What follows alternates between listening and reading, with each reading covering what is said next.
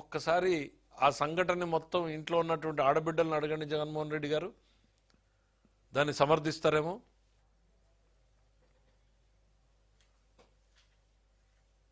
మీకు అట్లాంటి ఆలోచనలు ఉండవులే. ఇంకా సొంత తల్లి చెల్లి పరిస్థితి ఏంటి అనేటువంటిది అర్థమైంది. చెల్లి మీదనే నిఘా పెట్టినటువంటివి నీకు ఇవన్నీ పెద్దగా స్పందిస్తావు పట్టించుకుంటావు అని అనుకోవడం కూడా మాకు భ్రమే అవుతుంది. జగన్మోహన్ రెడ్డి గారు పర్యటనల ద్వారా ఏం చెప్పదలుచుకున్నారు, ఏం చేయదలుచుకున్నారు? ఆయన రౌడీ షీటర్లను పరామర్శించడము, బ్లేడ్ బ్యాచ్ల్ని, గంజాయి బ్యాచ్ల్ని, బెట్టింగ్ బ్యాచ్ల్ని ఇవన్నింటినీ సమీకరించుకుని రాష్ట్రంలో అరాచకాన్ని విధ్వంసాన్ని సృష్టించడమే లక్ష్యంగా జగన్మోహన్ రెడ్డి గారు పర్యటనలు సాగుతున్నాయి. ప్రజల్ని అప్రమత్తం కావాలని మేము కోరుకుంటున్నాం. మేము అవేర్నెస్ క్రియేట్ చేయదలుచుకున్నాం.